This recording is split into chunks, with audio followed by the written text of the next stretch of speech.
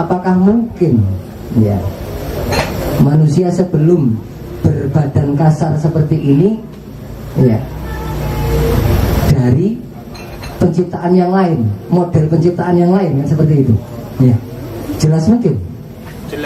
Jelas mungkin. Karena tadi disampaikan hal ata alal insani hinum minal dahri lam yakun syai'an madhkura. Dari manusia itu pernah mengalami satu masa di mana pada masa itu manusia belum bisa disebut apa-apa. Nah, inilah yang dikatakan dalam bahasa kitab itu qadim. Qadim, dahulu, ketika dahulu kala. Ketika dahulu kala. Jadi sesuai dengan ayat yang saya sampaikan sebelumnya, wal tangzur nafsun ma qaddamat. Hendaknya manusia memperhatikan ma itu apa, qaddamat itu yang lalu, yang qadim. Jadi harus mengetahui qadimnya manusia dulu bagaimana.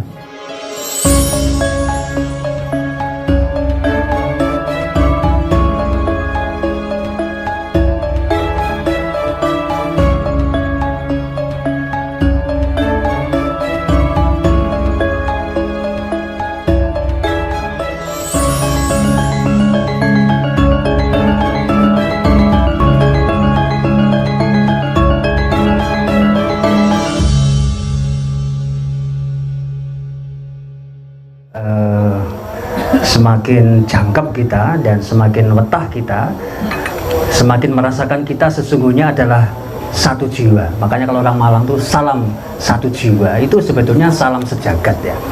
Itu luar biasa. Malang Raya ini adalah wilayah mata air peradaban, di mana kita diingatkan juga bahwa sesungguhnya kita adalah satu jiwa. Hanya kita kemudian termanifestasi dalam keanekaragaman ini. Maka Nusantara Spiritual Forum adalah dalam rangka kita menyatukan atau memandang serpihan-serpihan pasal-pasal itu dalam gambar yang semakin utuh ya.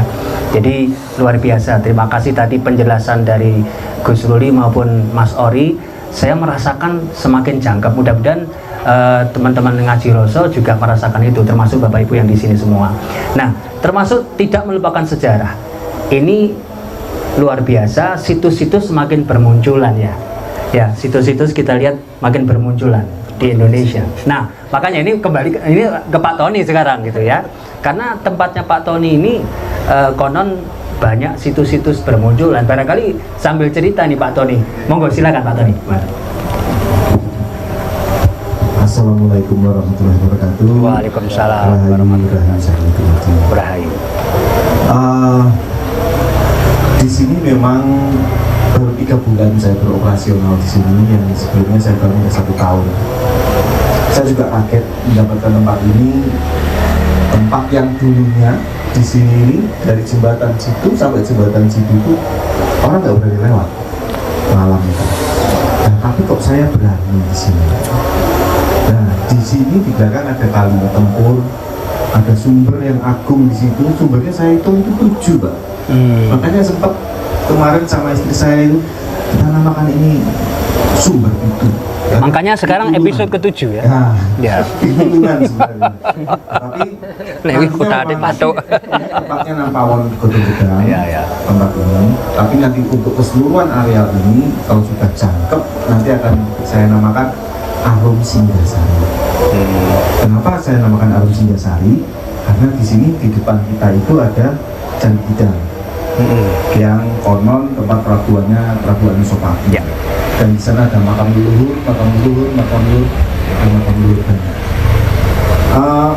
Saya boleh nambahkan sedikit Pak Ibu. Menanggapi dari Gus Ruli sama Mas Ori.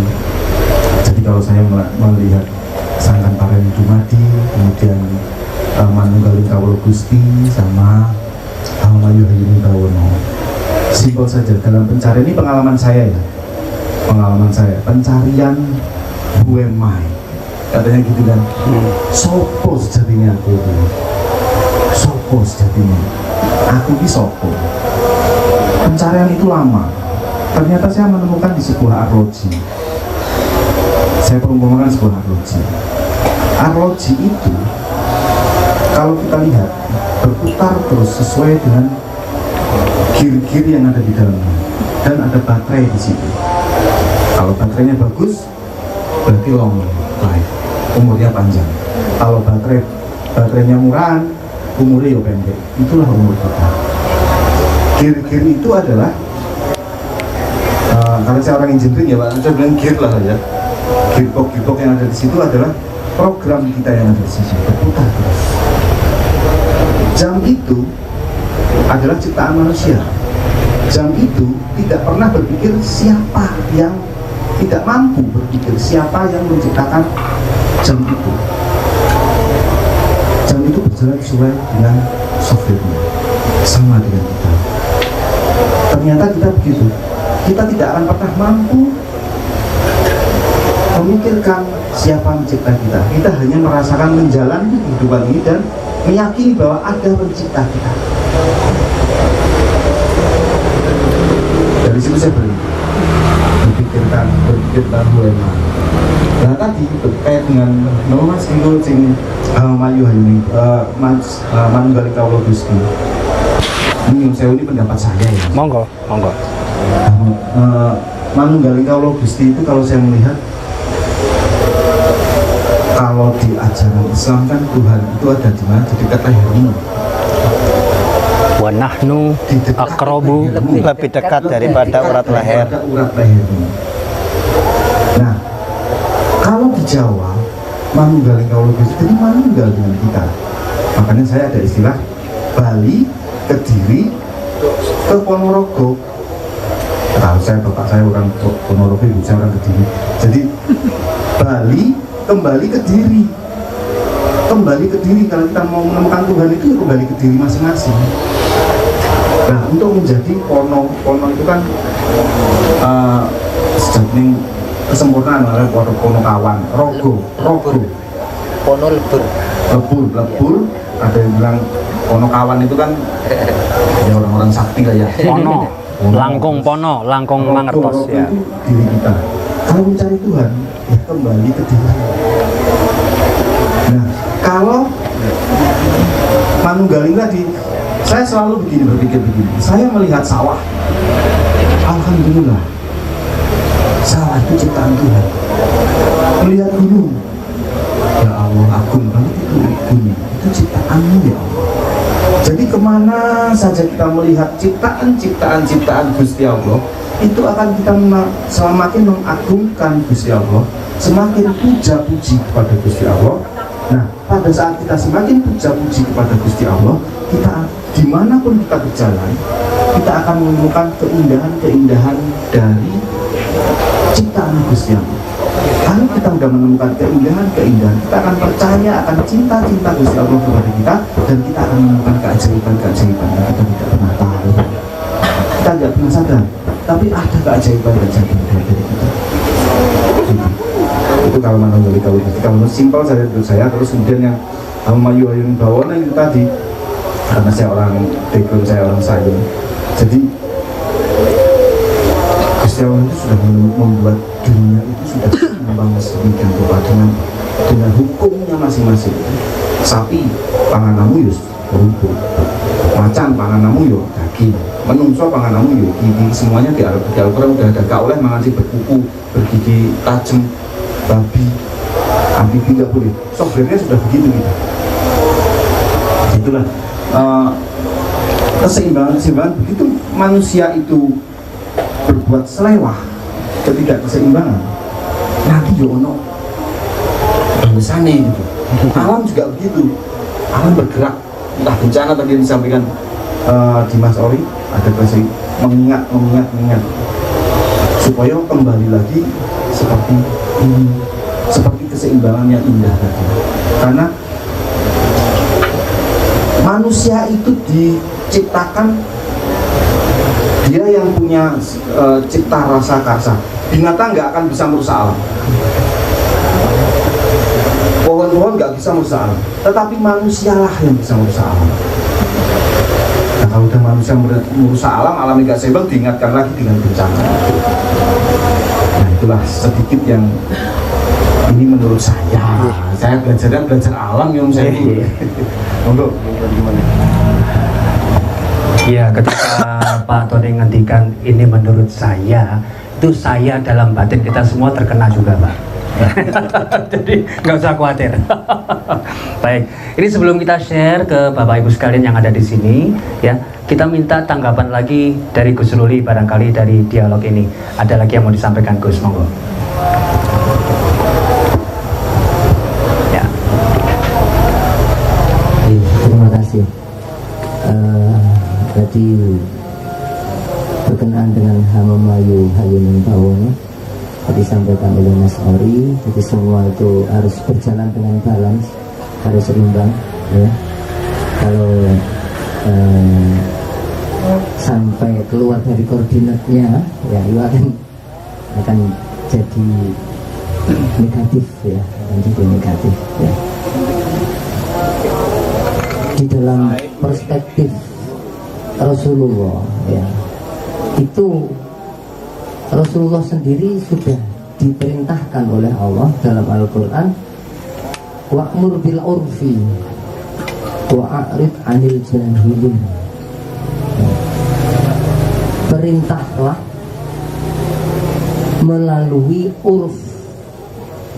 Urf itu adalah budaya, adat, kebiasaan, ya. Jadi dari awal Rasulullah itu menyampaikan ajaran wahyu suci dari Allah Subhanahu wa Ta'ala itu melalui budaya, ya. Kebetulan pada saat itu budaya orang Arab adalah budaya sastra, ya. Budaya sastra. Orang Arab sangat terkagum-kagum apabila ada orang yang sastranya tinggi, ya, pandai bersair, ya. Itu akan sangat tertarik. Nah, sehingga Al-Quran datang dengan sastra yang tinggi. Nah, ini sudah menjadi satu bukti bahwa di dalam kita mengajak kepada kebaikan, kita tetap harus memperhatikan kebiasaan-kebiasaan yang ada di masyarakat itu, budaya-budaya yang ada di masyarakat itu, ya. Sehingga ketika agama, ya, ajaran agama masuk ke Nusantara ini pun semuanya melalui budaya. Nah, dengan melalui budaya itu, maka ajaran-ajaran agama itu akan mudah diterima oleh masyarakatnya. Andai kata saat itu, ya, agama masuk, ya, dengan semau-maunya, ya, dengan semau-maunya, tidak mengindahkan budaya yang ada di masyarakatnya, jelas ajaran agama itu akan sulit diterima. Jadi di dalam kita beragama, tetap kita tidak bisa menghilangkan jati diri kita di dalam budaya. Ya, itu tetap. Saya kira itu wajib. Malah Wajib. Iya. Maaf ya. Kita hidup di tanah Jawa. Kita menghirup udara di tanah Jawa. Di Malang lah misalnya, di Malang. Kita hidup di Malang, menghirup udara Malang, minum air di Malang, memijakkan kaki di bumi Malang. Terus kita tidak mengindahkan aturan-aturan yang ada di Malang, gimana coba kira-kira? Mungkin kita akan diusir, kita akan diusir, gak akan selaras, kita akan diusir. Nah, tetap antara budaya dan agama itu adalah satu kesatuan, ya, satu kesatuan yang tidak bisa dipisahkan. Nah, cuman yang tadi di dalam ayat tadi itu diperingatkan oleh Allah, wa a'rid anil jahilin. Muhammad, ikuti budaya masyarakatmu, akan tetapi jangan ikuti budaya jahiliyah. Nah, jangan ikuti budaya jahiliyah. Wa a'rid, berpalinglah anil jahilin, dari orang-orang jahiliyah. Nah, kalau budaya jahiliyah itu budaya apa? Budaya yang negatif, budaya yang merugikan, ya, merugikan diri sendiri maupun merugikan orang orang lain. Ini budaya jahiliyah namanya. Nah itu Rasulullah diperintahkan seperti itu. Ikuti budaya yang ada, tapi jangan ikuti atau berpalinglah dari budaya jahiliyah. Nah, ini sebagai apa ya? Sebagai acuan untuk kita semua. Tetap ya, Jawa ojo lali Jawa sing Islami, Islam sing Yahudi. Saya ngutip entah kata siapa itu.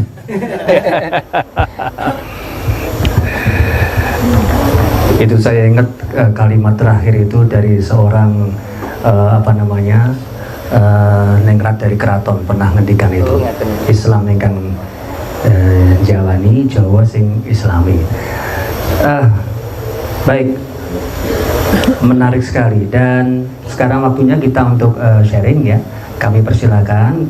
Nah ini Bapak Ibu, kita adalah satu jiwa yang di situ pasti ada dinamika di dalamnya untuk senantiasa jangkep wetah begitu ya. Dan kewetahan itu, keutuhan itu akan terwujud ketika kita saling mengekspresikan rasa yang penuh harmoni malam hari ini. Pramila monggo, mungkin ada yang mau menyampaikan pertanyaan atau mau sharing, menanggapi, dipersilakan. Silakan. Ada Bapak? Mungkin dari Pak Hendra ada informasi, silakan. Ya, sambil wonten. Oh, nggih, alhamdulillah. Nyun pangapunten niki kesorot lampu dados mboten ketinggal. Monggo majeng mawon. Monggo majeng mawon. Ya. Oh, ini ada mic-nya ya. Monggo. Ya.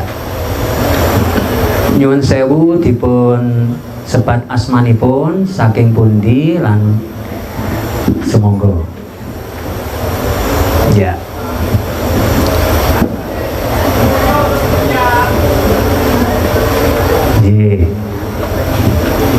Assalamualaikum warahmatullahi wabarakatuh. Waalaikumsalam warahmatullahi wabarakatuh. Sekalian lahi. Kami kula Lukman, kula saking Bulawang. Oh nggih, Mas Lukman. Kula Oh teman sadar nafas Nusantara, alhamdulillah. Monggo. sehubungan dengan konteks Hamayu Harini Bawono dan Manunggalung Kaula Gusti, itu saya berpikir, apakah mungkin sebelum menjadi manusia yang sempurna seperti ini, kita ini menjadi makhluk lain? Terima kasih. Luar biasa pertanyaannya. Jadi apakah mungkin kita sebelum jadi manusia adalah makhluk lainnya? Begitu ya. Ini kaitannya nanti pasti ke arah pertanyaan tentang reinkarnasi dan sebagainya. Arahnya ke sana. Mungkin Gus Ruli dulu, Gus Ruli bisa nanggep. Mungkin nggak jadi makhluk lain sebelum jadi manusia? Iya. Iya. Jadi di dalam, kalau kembali maaf saya memakai bahasa Al-Quran ya, memakai bahasa Al-Quran, tapi kan saya terjemahkan tadi ya. Ya, manusia itu al-insan di dalam Al-Quran itu ya, disebutkan al-insan ya. Di dalam surat al-insan ayat 1 Allah sampaikan hal ata alal insani hinum minad dahri lam yakun syai'an madhkura. Tidakkah datang pada satu masa di mana saat itu manusia belum bisa disebut apa-apa? Nah, inilah awal manusia. Jadi pertanyaan jenengan, apakah mungkin ya manusia sebelum berbadan kasar seperti ini ya dari penciptaan yang lain, model penciptaan yang lain kan seperti itu ya? Jelas mungkin karena tadi disampaikan hal ata alal insani hinum minad dahri lam yakun syai'an madhkura.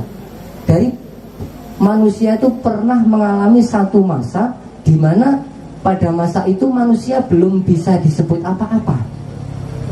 Nah, inilah yang dikatakan dalam bahasa kitab itu kodim ya, kodim, dahulu, ketika dahulu kala ya, ketika dahulu kala.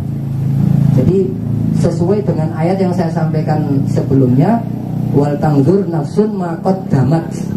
Hendaknya manusia memperhatikan ma itu apa, qaddamat itu yang lalu, yang qadim. Jadi harus mengetahui qadimnya manusia dulu bagaimana, peristiwanya seperti apa, prosesnya seperti apa, turun temurunnya seperti apa. Nah, itu dikatakan oleh Al-Quran secara singkat, lam yakun syai'an mazkuro. Saat itu manusia belum bisa disebut apa. Nah ini kalau menginginkan penjelasan, ya prosesnya bagaimana dari yang belum disebut apa-apa. Ini saya kira waktunya bisa tak terbatas perjalanannya, karena dari ahsanit takwim menuju aswala safilin, ya, dari masih ruh yang suci sampai berbadan raga kasar seperti ini, itu perjalanannya lama, ceritanya saja lama. Diceritakan saja sudah lama gitu. Ya, saya kira secara singkat itu jawabannya. Matur semanun. Aduh, alhamdulillah, matur semanun Gus, gamblang sekali. Jadi untuk tidak terlalu bagaimana gitu di perasaan sebagian dari teman-teman ya, boleh Anda tidak percaya bahwa ini ayat suci, boleh, tapi bahwa isi ayatnya, kalimatnya itu seperti apa, silahkan dirasakan saja ya. Jadi apakah itu menjawab pertanyaan batin kita secara jujur, itu saja. Masalah percaya bahwa itu ayat suci atau tidak, itu sangat-sangat pribadi dan kebebasan kita masing-masing ya.